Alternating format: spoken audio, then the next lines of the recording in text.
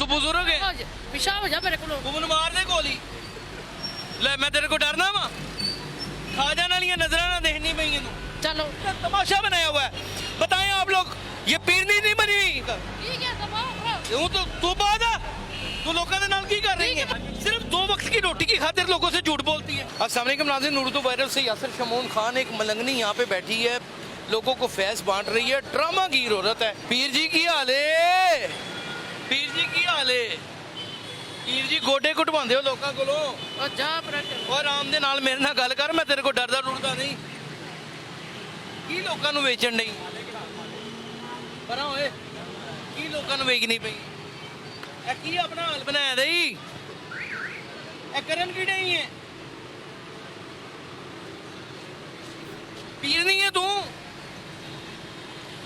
ਬਜ਼ੁਰਗ ਹੈ पिशाब हो जा मेरे को ਤੂੰ ਮੈਨੂੰ ਮਾਰ ਦੇ ਗੋਲੀ